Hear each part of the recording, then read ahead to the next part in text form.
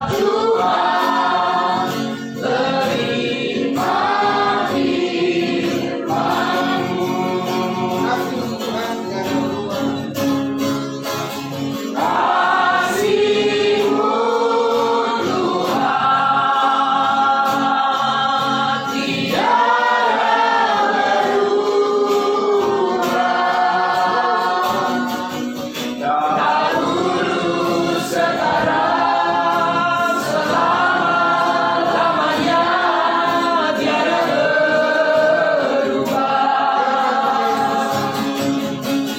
Firman-Mu, Yesus,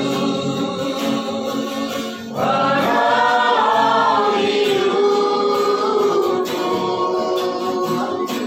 Hatiku telah siap, Tuhan, terima firman-Mu.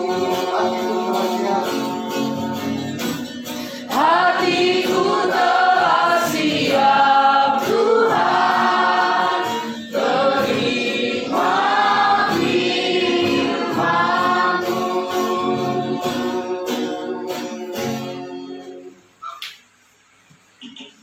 Mari kita berdoa firman Tuhan. Segala puji dan hormat terima kasih kepadamu, Bapa kami di dalam surga, Tuhan kami Yesus Kristus, yang memperkenankan kami pada siang hari ini bersama-sama di sini, Tuhan, menundukkan hati dan pikiran kami, menaikkan puji-pujian kami, Tuhan, meninggikan nama-Mu dan mendengarkan kebenaran firman-Mu. Terima kasih Tuhan Yesus atas kebesaran kasih-Mu di tengah-tengah keluarga Bapak Dales Kawinda dan Ibu Bet Sikopong, yang kami bersyukur ya Tuhan Yesus, keluarga mereka diberkati oleh Tuhan dari hari ke hari, selalu bertumbuh di dalam kasih karunia. Terima kasih Bapa di dalam surga, kami ingin mendengarkan kebenaran firman-Mu. Engkau memberkati semua saudara-saudara kami yang sudah hadir di sini maupun yang menyaksikan dari rumah live streaming Facebook. Tuhan memberkati. Dalam nama Tuhan Yesus kami berdoa dan bersyukur. Haleluya. Amin. Silakan duduk Bapak Ibu, saudara sekalian. Ya, terima kasih. Tuhan. Ya, shalom. Shalom. Nama Tuhan. Ya, luar biasa hari ini. Hari ini adalah hari libur nasional, yaitu untuk mengenang, memperingati hari lahirnya Pancasila, ya, sebagai dasar negara kita. Bapak Presiden Joko Widodo menetapkan 1 Juni itu adalah hari lahirnya Pancasila.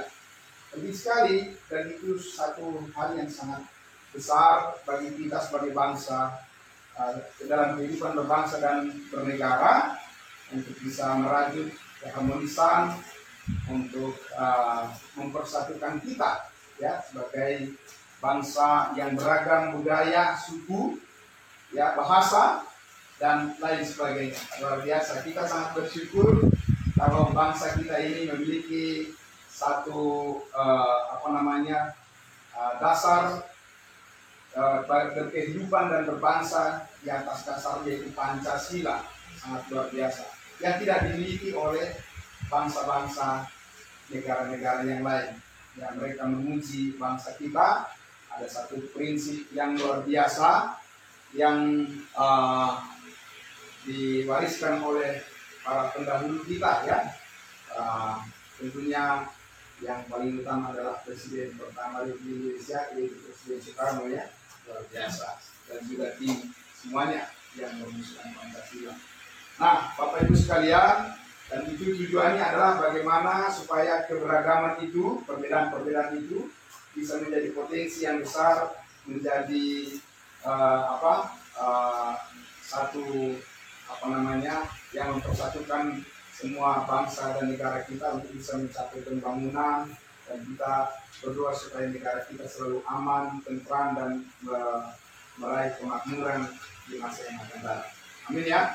Itu yang sangat luar biasa.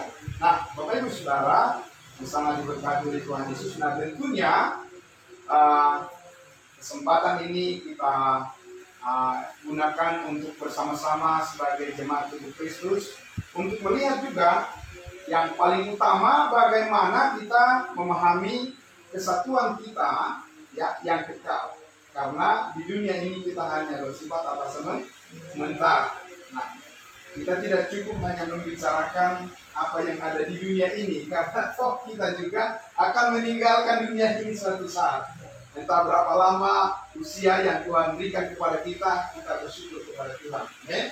Syukur kita selalu bisa merayakan ulang tahun kita, begitu ya, luar biasa dan rasa syukur kepada Tuhan. Tapi bagaimanapun suatu saat kita akan pergi dari sini, karena kita adalah hanyalah duta-duta daripada Kristus untuk memberitakan kasih karunia kebaikannya sampai Tuhan Yesus datang menjemput kita di awan Allah. Nah, Bapak Ibu Saudara yang sangat diberkati oleh Tuhan Yesus, karena itu saya mengajak kita untuk merenungkan tema atau topik firman Tuhan yang saya sampaikan pada siang hari ini, di mana ini juga sekaligus adalah ucapan syukur dari keluarga Pak Laris Kalinda. Terima kasih banyak Pak.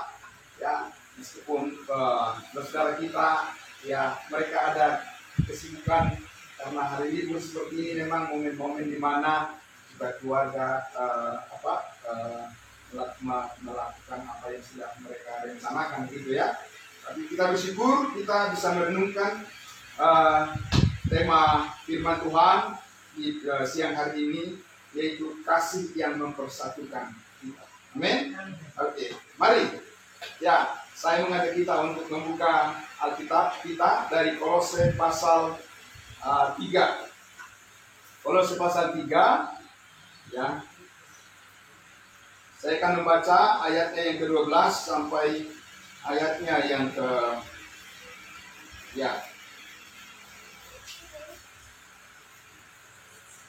saya akan membacakan dengan cepat saja dari ayat 12 sampai ayatnya yang ke-17 ya. Ini bagian yang pertama yang akan kita renungkan bersama-sama. Kolose pasal 3 ayatnya yang ke-12 sampai 17. Karena itu, sebagai orang-orang pilihan Allah yang dikuduskan dalam dan dikasihinya, kenakanlah belas kasihan, kemurahan, kerendahan hati, kelemah lembutan dan kesabaran. Sabarlah kamu seorang terhadap yang lain, dan ampunilah seorang akan yang lain apabila yang seorang menaruh dendam terhadap yang lain, sama seperti Tuhan telah mengampuni kamu, kamu berbuat jugalah demikian.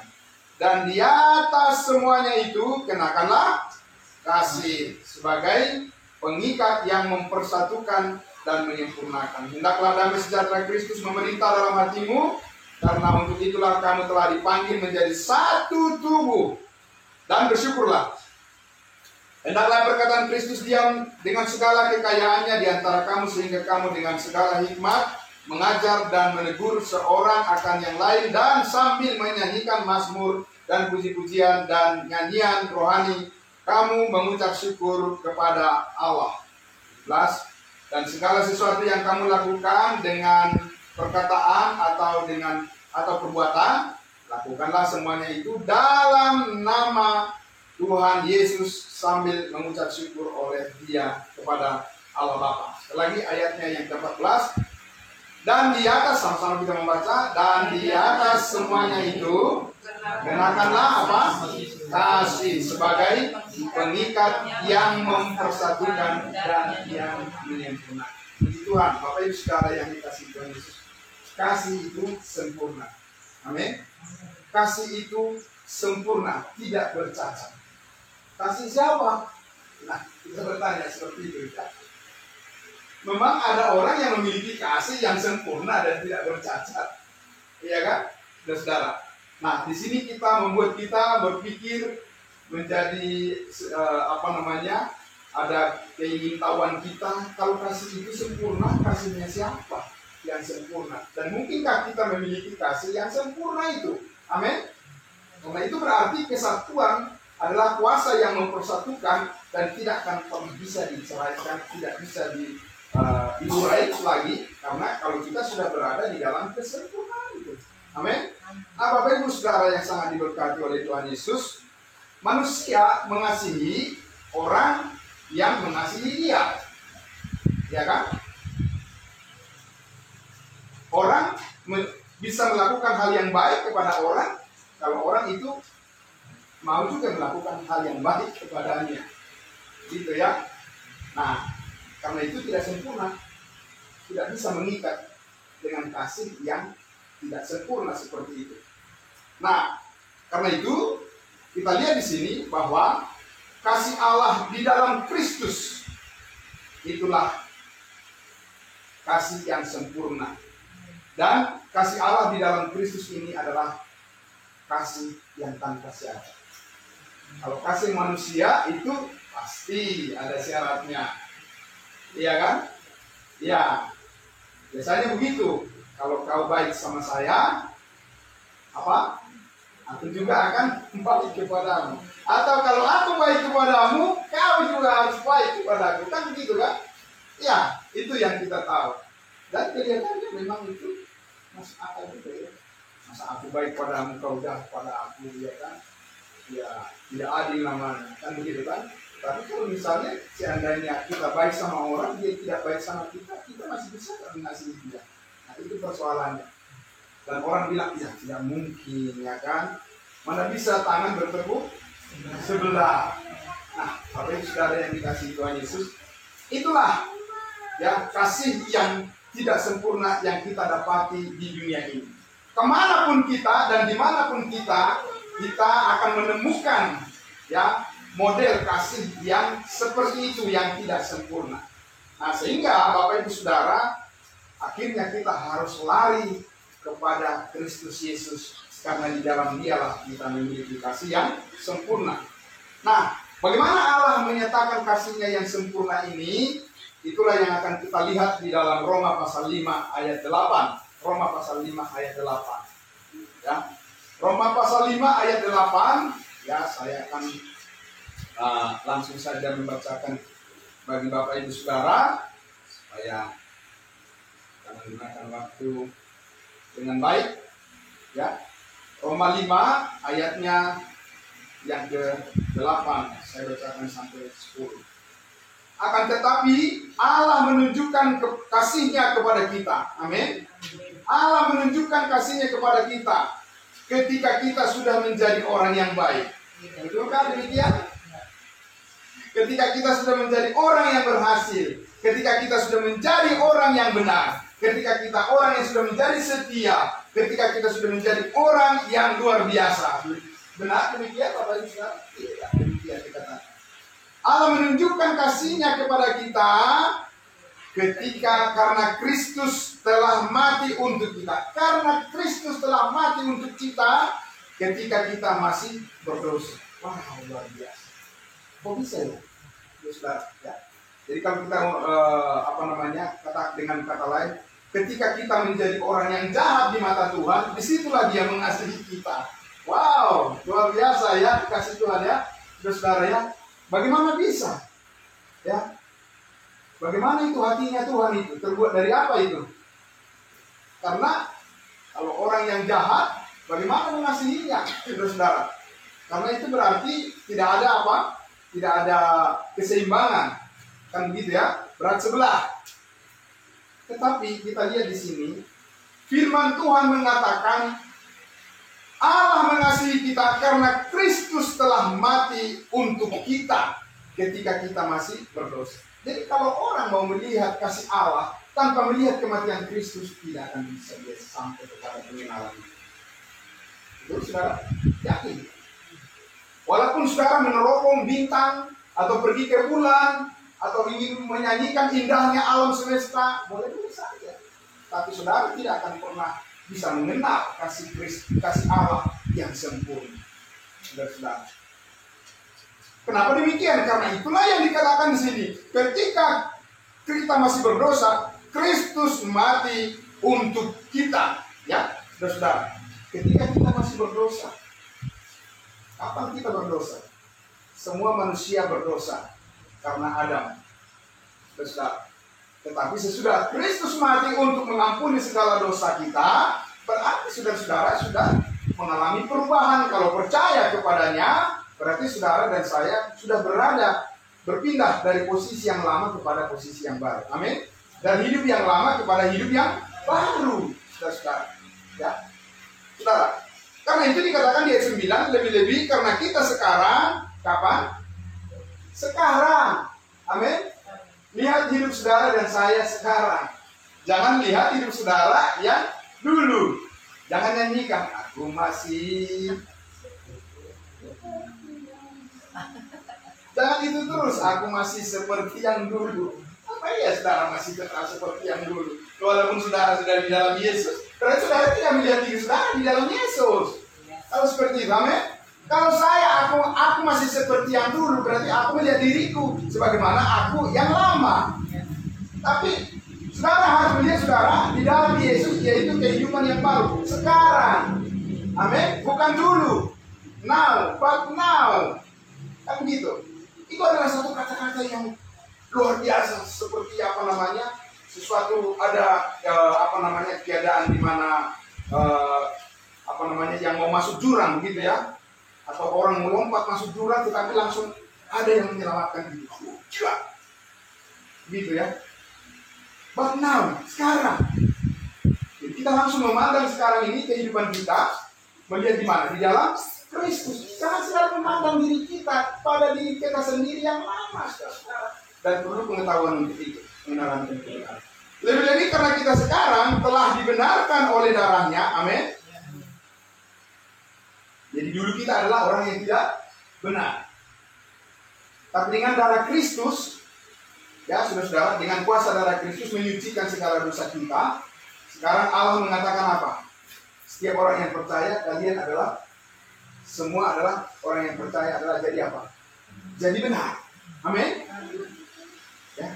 Tadinya tidak benar, jadi benar. Saudara-saudara. Tadinya hitam jadi apa? Jadi putih. Bagaimana kita melihatnya, saudara-saudara? Tadinya kotor jadi bersih. Bagaimana, saudara? Mata kita terbuka. Amin. Iya. Mata kita terbuka melihat saudara-saudaraku. Oh, sekarang kita sudah disucikan oleh darahnya. Dan karena itu dikatakan apa? Lebih-lebih karena kita sekarang telah dibenarkan oleh darahnya, kita mudah-mudahan diselamatkan dari murka Allah. Tidak, saudara, pandangan orang yang percaya itu dia clear, jelas dia lihat bahwa dikatakan keselamatan itu adalah pasti. Amin. Karena dikasih Tuhan Yesus. Saya sudah hampir 28 tahun terus menyampaikan berita ini. Setiap orang yang mengaku percaya kepada Yesus harus menyatakan juga setara dengan itu bahwa kapan saja saya mati, saya pasti masuk surga. Jadi saudara, kalau saya suatu saat dipanggil oleh Tuhan duluan dari saudara-saudara, ya Tuhan yang tahu umur. Benar? Kalau saya duluan dipanggil misalnya saudara-saudara, saudara kalau mengatakan Bapak Simamura ini, Bapak Charles Simamura ini sudah pasti bersama Bapa di surga, saudara tidak akan bersalah. Amin. Kenapa? Karena itu yang kusaksikan selama hidupnya. Tapi kalau orang belum pernah menyaksikan itu dalam hidupnya, lalu saudara sesudah mati orang itu saudara mengatakan, ya kalau Bapak ini sudah senang bersama Bapa di surga dan mati, sudah tahu. Dia sendiri tak pernah ngomong itu. Memang saudara panitianya. Ya, kita adalah panitianya, tapi ketuanya Tuhan Yesus, kita panitianya. Panitia surga. Amin. Lalu dikasih Tuhan Yesus, kita pasti diselamatkan dari murka Allah. Ingat, kalau kita belajar Alkitab, saudara-saudaraku, kita lihat firman Tuhan, ada 3 murka Allah yang sangat besar. Yang pertama adalah murka Allah yang dinyatakan bahwa antikristus akan menguasai dunia ini suatu saat. Bukan sekarang. COVID-19 bukan antikristus, bukan pekerjaan antikristus, saudara-saudara. Ya. Yang bukan pekerjaan antikristus yang khusus disampaikan di kitab Wahyu. Ya, saudara. Kalaupun ada akhirnya orang-orang yang jahat memanfaatkan situasi itu untuk keuntungan diri mereka di atas penderitaan orang lain, ya memang semua zaman terjadi seperti itu. Tapi COVID-19 bukan secara khusus pekerjaan Kristus yang dikatakan di kitab Wahyu. Ya, karena Kristus saat ini bukan menghadirkan antikristus, tapi menghadirkan Injil kasih karunia Allah menyelamatkan semua orang yang percaya. Amin. Jadi kita tidak boleh memberitakan sesuatu yang menakut-nakuti orang saat ini. Kita memberitakan damai sejahtera. Amin. Di mana Allah di dalam Kristus mendamaikan dirinya ya dengan semua umat manusia yang percaya kepada. Yang kedua, saudara-saudara, adalah yaitu murka Allah di api neraka. Ya, saudara. Nah, itu adalah murka Allah yang kekal bagi orang yang tidak percaya. Yang ketiga adalah murka Allah dari kejahatan dunia ini yang mempengaruhi atau pengaruh buruk yang dilakukan oleh umat manusia yang tidak percaya di dunia ini, saudara, dari lingkungan yang buruk. Dikatakan kita pasti diselamatkan dari murka Allah, saudara-saudaraku, ya. Nah, karena itu dikatakan di ayat 10 lagi, sebab jikalau kita ketika masih seteru diperdamaikan dengan Allah oleh apa? Oleh kematian anaknya, lebih-lebih kita yang sekarang telah diperdamaikan pasti diselamatkan oleh hidupnya. Amin. Pasti. Saudara yang dikasih Tuhan Yesus, saya sudah berkeliling, sudah berkali-kali saya memberitakan Injil ke daerah-daerah. Selalu saya tanya kepada mereka yang mengaku percaya kepada Yesus, apakah kalian sudah pasti selamat ke surga? Ada yang bilang apa? Mudah-mudahan. Ada yang bilang pasti. Apa alasannya pasti? Ya. Apakah kalian pasti karena hanya dengan iman kepada Yesus, atau karena kalian juga harus melakukan perbuatan yang baik?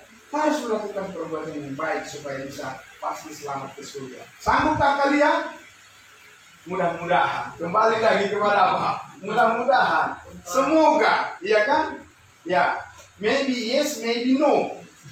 Ya kan? Saudara, tapi kalau kita lihat tadi apa yang dikatakan oleh firman Tuhan, kalau kita mengerti kasih Allah di dalam Kristus yang sempurna, maka kasih itu memastikan kita bahwa kita beroleh hidup yang kekal.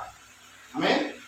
Sekarang kita lihat lagi di dalam Efesus pasal 1 ayat 13. Bagaimana kasih Allah yang sempurna itu bisa sampai kepada diri manusia, sampai kepada kita, saudara-saudara. Bagaimana caranya? Saudara, Efesus 1 ayatnya yang ke-13 dikatakan apa? Di dalam Dia, di dalam siapa? Di dalam Yesus kamu juga, karena kamu telah mendengar firman kebenaran, yaitu Injil keselamatanmu. Amin. Di dalam Dia, di dalam Yesus kamu juga, ketika kamu apa? Ketika kamu percaya. Tidak dikatakan ketika kamu sudah menjadi orang yang baik, ketika kamu sudah menjadi orang yang hebat, yang sukses, ketika kamu sudah menjadi orang yang setia. Tidak ada yang setia di dunia ini, hanya Yesus Kristus yang setia. Sehingga ketika kita percaya, dikatakan langsung apa? Dimeteraikan dengan Roh Kudus yang dijanjikan itu. Langsung termeterai saudara dan saya. Itulah yang membawa kasih Allah yang sempurna. Roh Kudus itulah yang menanamkan kasih Allah yang sempurna. Ya, the true love, kasih yang sesungguhnya, kasih yang tidak terbatas, kasih yang tidak bercacat, saudara-saudara, ditanamkan di dalam hati saudara dan saya ketika kita percaya. Amin. Karena kasih itu tidak bisa lepas daripada pekerjaan Roh Kudus.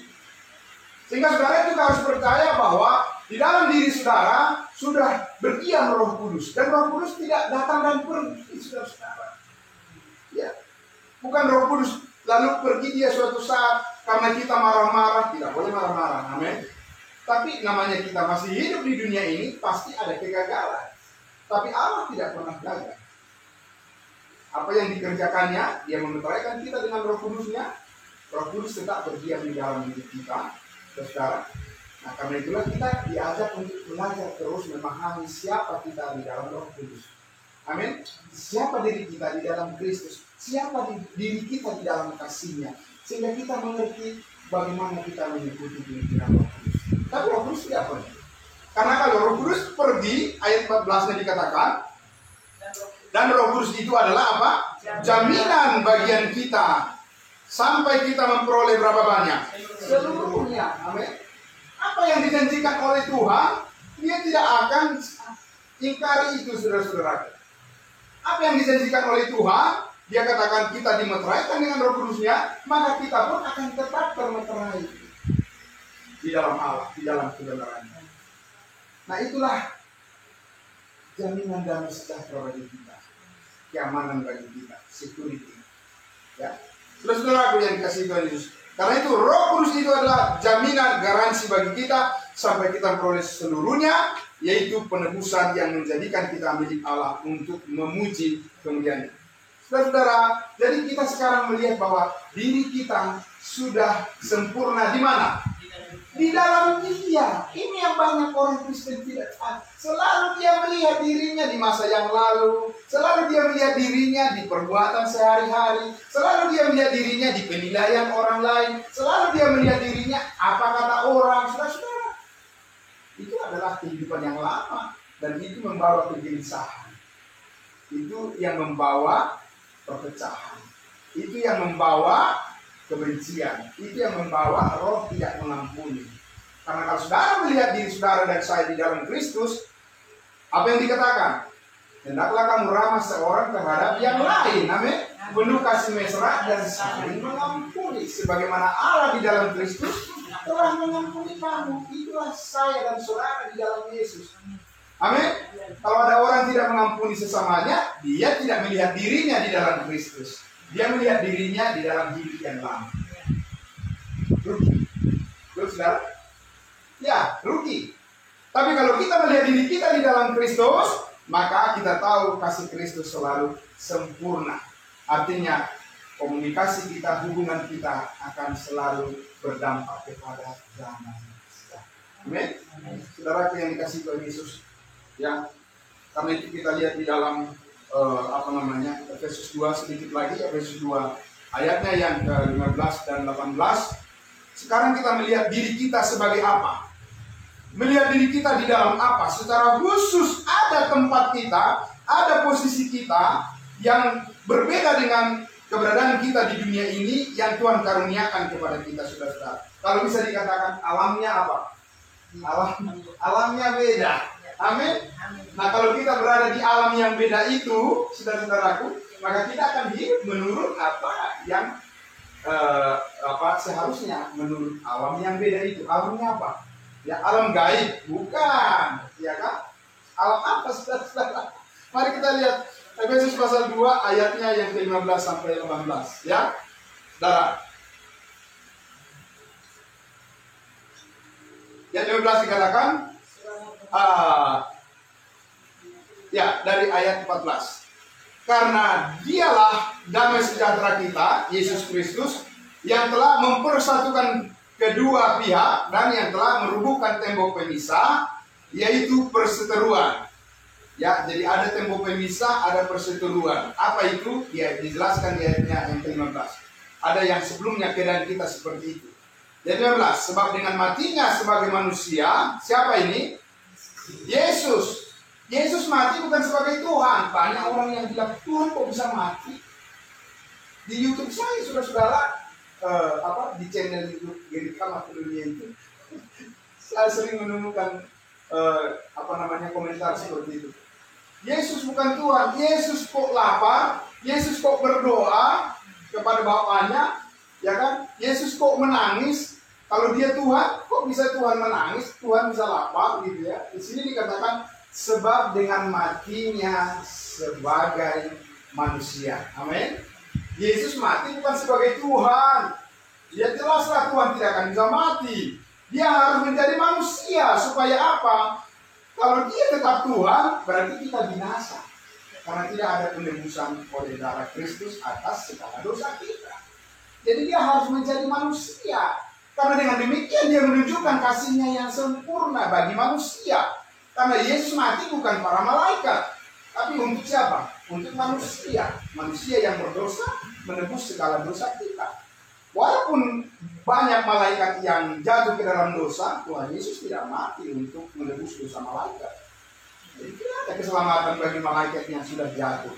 Tapi bagi kita manusia, Allah menghendaki semua orang diselamatkan dan memperoleh pengetahuan yang benar. Amin. Nah, saudara, dikatakan di situ, sebab dengan matinya sebagai manusia, ia telah membatalkan hukum Taurat dengan segala perintah dan ketentuannya.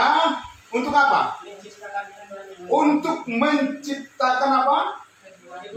Keduanya menjadi satu manusia baru di dalam dirinya, dan dengan itu mengadakan damai sejahtera. Keduanya siapa?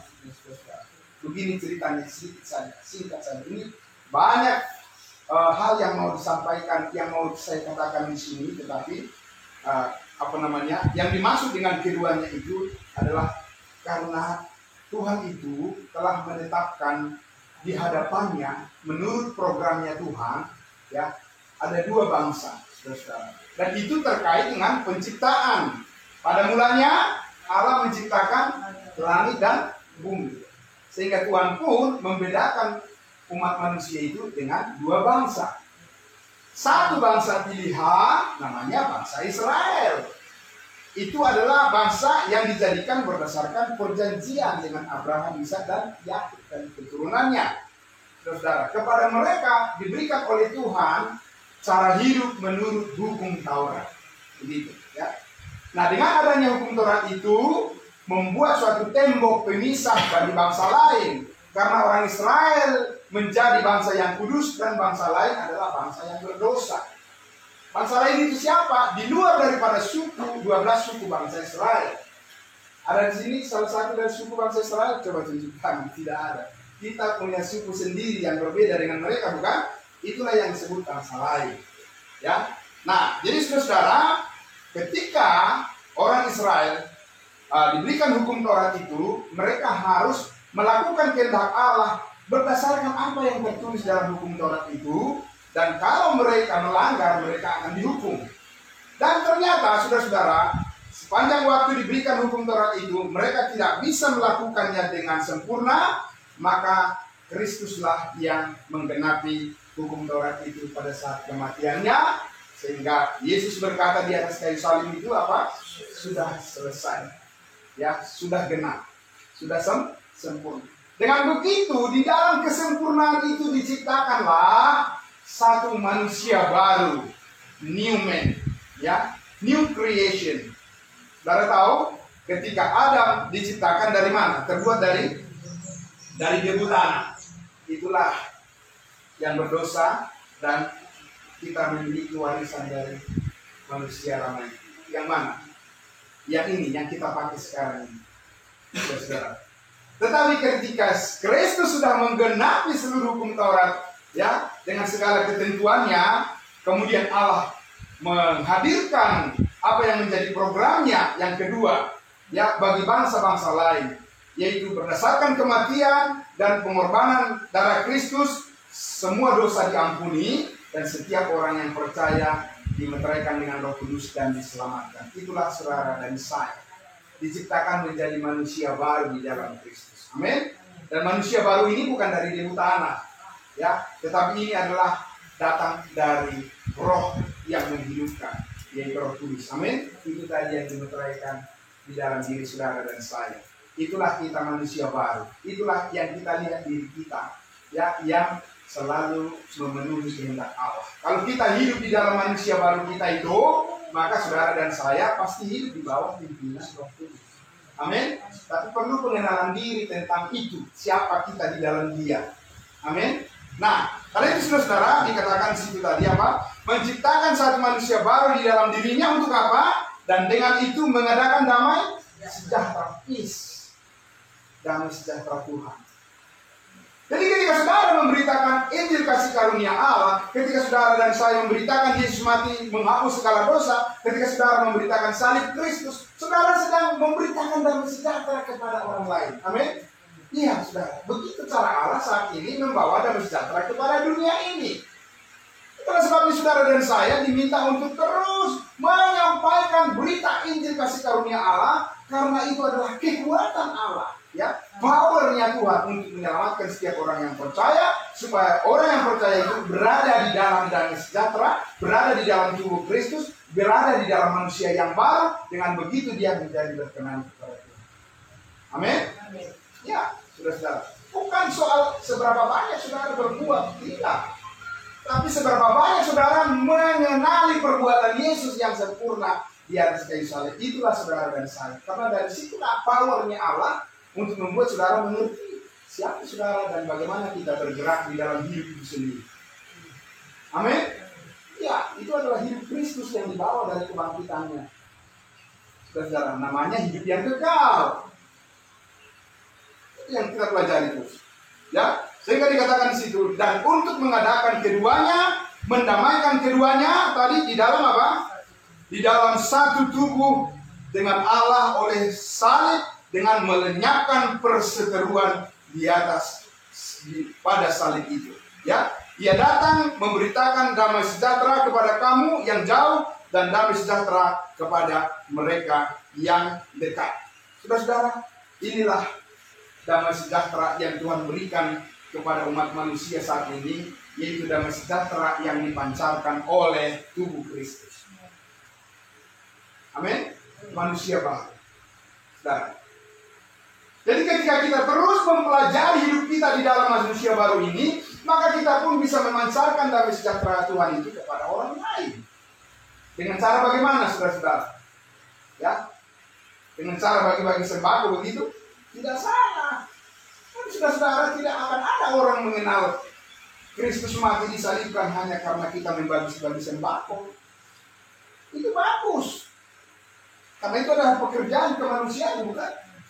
Tapi sampai saudara, selagi saudara tidak memberitakan tentang salib Kristus mati mengampuni dosa umat manusia, tidak ada kasih yang sempurna yang sampai pada dia. Karena dia tetap saja tidak mengerti apa yang Tuhan sedang kerjakan saat ini bagi manusia. Saudara, betapa pentingnya kita untuk mengerti tentang program Allah, rencana Allah. Bagaimana kita memahami bahwa Allah saat ini menyelamatkan manusia berdasarkan iman kepada salib Kristus. Saya tidak pernah bosan menyampaikan hal ini, saudara-saudara, ya, bahwa seluruh umat beragama di dunia ini, mereka masih tetap tidak keberatan untuk mengakui bahwa Yesus adalah tokoh yang sangat luar biasa, tokoh yang hebat, ya. Dia adalah figur manusia yang melakukan kebaikan yang sangat luar biasa, saudara-saudara. Dia adalah seorang nabi yang bisa membuat mukjizat. Banyak orang yang mau percaya itu, saudara-saudara. Ya, baik yang beragama Kristen maupun yang tidak beragama Kristen, toh mereka masih percaya bahwa Yesus itu adalah seorang nabi utusan Tuhan yang bisa membuat perbuatan yang spektakuler di dunia ini.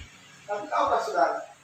Ya, ketika saudara memberitahu tentang salib kepada orang di dunia itu, nah, saudara tahu, di situ iblis bangkit, saudara-saudara, untuk memecah belah manusia. Itu membuktikan, ya, bukan soal perbuatan baik Yesus yang saudara beritakan kemana-mana, ya itu benar memang, tapi tidak ada keselamatan dari situ. Mungkin pendekatan kepada orang lain dalam hal berbuat baik, boleh saja itu, saudara-saudara. Tapi selagi saudara tidak membicarakan tentang pekerjaan Kristus yang sempurna, yaitu salib Kristus, di mana darahnya mengampuni semua dosa, menguduskan manusia sekali untuk selama-lamanya, tidak ada keselamatan. Itulah pentingnya saudara dan saya, mengapa kita harus bertumbuh di dalam pengetahuan akan kebenaran, supaya kita bisa menjadi alat di tangan Tuhan, membawa damai sejahtera kepada semua orang di dunia ini, karena Allah ingin mempersatukan semua orang di dalam satu tubuh, yaitu tubuh Kristus. Dengan demikian mengadakan damai sejahtera. Kita kembali untuk melihat kesimpulan kita di Kolose pasal 3 tadi, di ayatnya yang ke-16, ayatnya yang ke-17 dikatakan apa, saudara-saudara? Kolose pasal 3. Hendaklah perkataan Kristus diam dengan segala apa? Kekayaannya di antara kamu, sehingga kamu dengan segala hikmat mengajar dan menegur seorang akan yang lain, dan sambil apa? Menyanyikan mazmur dan puji-pujian dan nyanyian rohani, kamu mengucap syukur kepada Allah di dalam hatimu. Amin. Makanya saudaraku yang dikasihi Tuhan Yesus, senanglah menyanyi memuji Tuhan. Amin. Bapak-bapak saudara mendengarkan khotbah dari pendeta Evangelis Dr. Adus Novasianus Sumbai, selalu dikatakan, ya ibu-ibu ya, kalau lagi masak di dapur, salah satu apa yang harus diingat yang dilakukan? Ayat hafalan. Ayat kepala. Di samping itu adalah apa? Menyanyi. Tapi ingat, jangan saking asiknya menyanyi, tangan berpegang pisau, jangan. Tapi menyanyi. Karena itu yang dikatakan oleh firman Tuhan, saudara-saudaraku. Ya, menyanyilah, pujilah Tuhan di dalam hati saudara dan saya. Ya, akan atas kebaikannya, saudara-saudara. Karena itu akan menjadikan kita menjadi orang yang kuat di dalam Tuhan, dan kita tahu bersyukur seperti yang dilakukan oleh keluarga Pak Dallas Kawinda pada siang hari ini dengan kita. Amin. Saudara dan saya pasti punya kepentingan yang lain juga. Saya juga punya kepentingan yang lain dari ibu seperti ini, saudara. Apa saudara berpikir saya juga tidak perlu senang-senang dengan diri saya? Tapi saya melihat diri saya mengucap syukur, menyanyi bersama dengan saudara seiman. Saudara, itu adalah segalanya juga bagi saya. Amin. Dan itu sudah saya hidupi. Ya. Jadi kemarin itu istri saya bilang, Pak, saya jadi penitia jalan-jalan. Papa ikut ya? Saya bukan orang stres. Saya bilang begitu, saya tidak saya jalan-jalan. Aku bukan orang stres. Aku bukan orang yang kurang happy. Tidak. Aku cukup bersyukur kepada Tuhan dengan apa yang ada pada aku. Amin.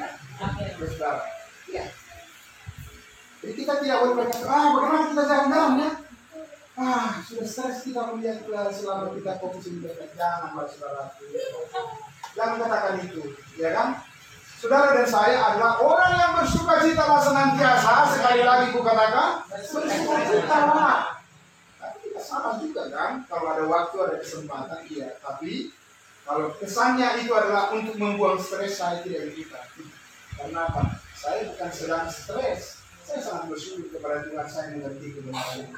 Dan saya rindu untuk membagikannya kepada banyak orang.